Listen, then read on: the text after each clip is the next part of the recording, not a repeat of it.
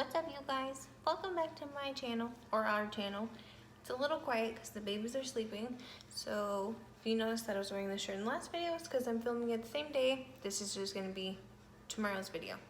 So I'm going to be doing controversial, it's a big word, parenting topics. I just wrote down a couple things on my paper, and I'm going to be talking about them, giving my opinions on them. Before y'all come for me in the comment section, just know everybody's entitled to their own opinion. Everybody can think what they want. Everybody has freedom of speech. You can say what you want, think what you want. These are just my opinions and how I feel. So try not to be too harsh in the comment section because nobody likes that. The first thing is how you give birth. Now, there's two ways to give birth, naturally and C-section, and I've done both. Leilani and Evelyn were both born naturally, and for the twins, what the heck is wrong with my hair? Hold on, y'all. I've given birth both ways, naturally and C-section. If the twins, Jackson was head down, Hudson was head up, and so I didn't really have a choice. I wasn't given a choice to try naturally with them. But I know a lot of people are mean and they say like, oh, when you have a C-section, you took the easy way out and that makes you less of a mom because you didn't give birth naturally, which is way far from true. Naturally is a pain, and a C-section I feel like is worse because they like literally take all your insides out and take your babies out and then put everything back inside and stitch you up, and it's not as easy as people think. I mean, like, yeah, you didn't have to push them out and you didn't have to deal with the pain, but the recovery time after is so hard. Like, I literally had to figure out how to pee again, how to walk again. Like, I was struggling really bad. I had to have a lot of help. I was in so much pain. It took me almost a year for my ear just kicked on.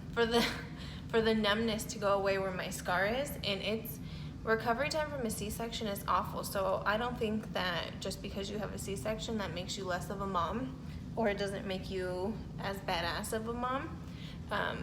Sometimes you aren't given a choice, like my sister who had to have an emergency C-section. There's some things that I wasn't given a choice, she wasn't. Sometimes you aren't, and you aren't less of a mom because of that.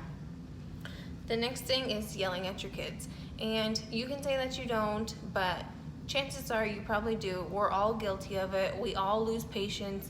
I know that I do. I have 4 little kids, all under 6. I'm gonna lose my patience. I'm gonna lose my temperament. Do I always feel guilty? Yes. Do I yell all the time at my kids? No. But sometimes I just get to that breaking point and I just snap. I yell for a second, I need to cool down, and then I come back, I'm collected, and I'm fine. Do I yell at them all the time like I said? No, but sometimes, especially with the older ones, I tend to lose patience, and I shouldn't. I'm working on it. It's every day I'm learning something new. Every day I'm learning how to be more patient, how to be more understanding. I love my kids with my whole heart, but sometimes they just drive me nuts. So patience is something that I'm working at every day. Co-sleeping. So Leilani slept in my bed for a long time, and Evelyn still sometimes sleeps in my bed. Jackson, he is a big boy and he sleeps in his own bed, and he usually sleeps all throughout the night, which is a blessing. But Hudson will go to sleep in his own bed, and he always ends up in my bed, and I don't have any issues with that because the twins are my last babies that I'm probably ever gonna have, and so I enjoy like the midnight snuggles, and I love that he wants to lay in bed with me and to lay in bed with his dad, because when he gets to be big, like Leilani's age, he's probably not gonna wanna do that. So I enjoy the little snuggles and all of that comes with co-sleeping. I enjoy it. I don't have a problem with it. I don't see an issue with it. I mean, Evelyn probably shouldn't still be sleeping in our bed, but you know what? She feels safe when she's there. I like when she's there. So it's all good. I don't have any issues with co-sleeping. Child leashes. Okay, first of all, your baby is not a dog. I don't think that kids should be on leashes. I believe that we should teach hand holding or like things like that. Hold your sister's hand, hold your dad's hand, hold your mom's hand.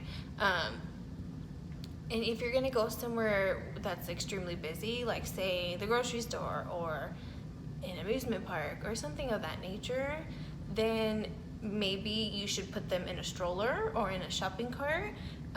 Leashes just aren't my thing. I've never had leashes for my kids. I've had those little, what do you call those things? Baby carriers, but never a leash, because I think that's just overboard. Your child is not a dog. I don't think they should be treated like a dog. Leashes, I don't think they're a good thing. Breastfeeding and formula feeding. I had issues to where I could not breastfeed my kids, which is why all 4 of them are formula fed, and 2 of my nieces are breastfed.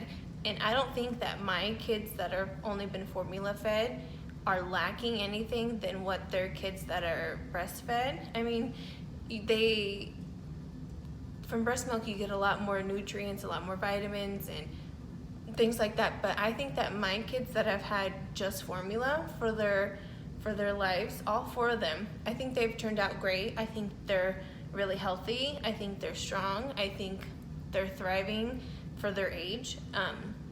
So I don't see an issue. If you can't breastfeed and formula is your only option, then that's fine. I think everybody who has the option to breastfeed should at least try, because they say it's a lot better. But between the 2 of them, I think that either way, as long as your baby is fed, then it's okay.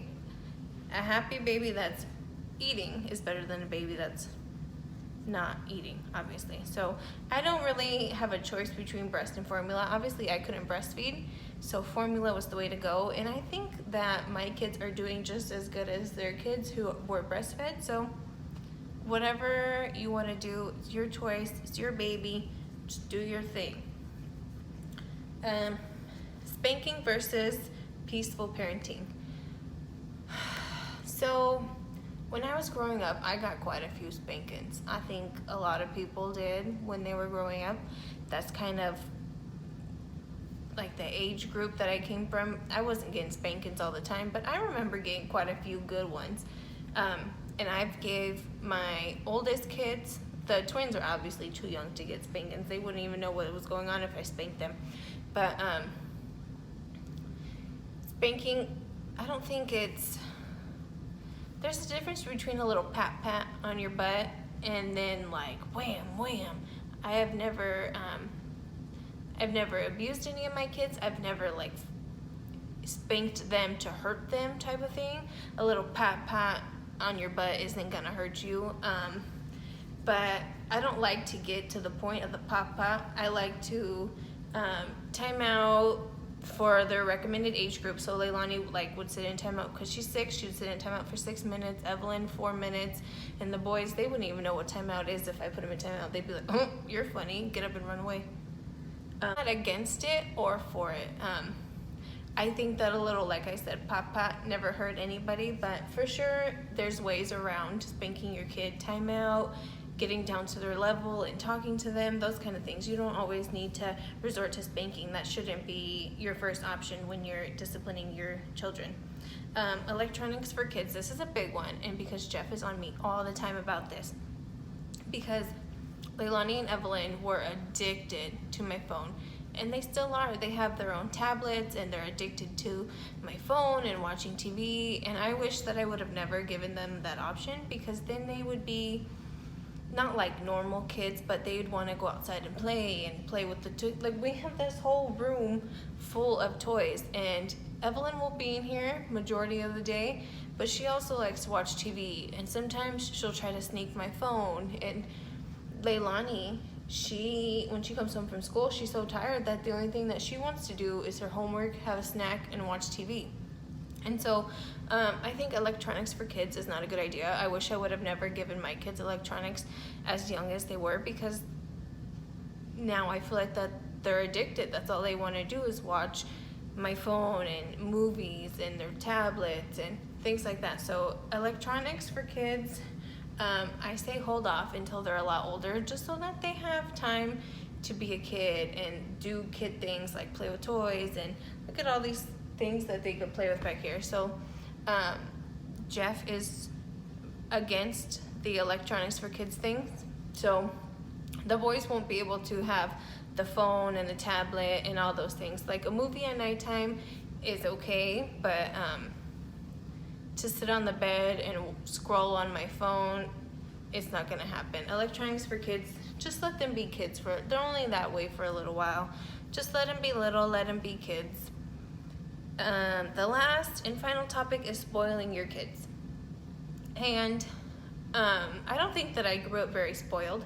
I always had clean clothes and food and everything that I needed. My parents were really great to me, but I don't think I would ever spoil my kids. My kids have everything they need. Like I was saying, my kids have everything they need, and if it's a special occasion like their birthday or Christmas or like any other holiday, then a gift, of course. But just to go out and spend hundreds and hundreds of dollars on them, like my kids don't need the nicest pairs of shoes, or they don't need to be on top of all these baby trends. Like none of that is necessary. They're just kids. They're gonna outgrow those $80 shoes that you bought, or the $40 pair of little pants that you bought, whatever it may be. They're gonna outgrow it. So spoiling your kids, I think that I try to teach my kids, if they want something, they either need to earn it or they're gonna be rewarded with it because they did something good. Like when Leilani graduated from kindergarten, we took her out and we got her a treat, we took her to dinner and the whole deal. And that wasn't spoiling her, she earned that. So I don't think that spoiling is good. I think that they need to earn what they got, so that, because if you spoil them their whole little lives, they're gonna grow up feeling entitled, and they're gonna grow up thinking that you just have to always give them stuff. And I don't want my kids to end up like that. I don't think that anybody does. So spoiling your kids, like I said, on holidays and birthdays, and if they earn it, then that's great. But just to go out every couple days and buy them whatever they want, or every time you go to the store and they say, hey, I want this, and just getting it, that's just teaching them bad things. And I don't think that's a really good idea.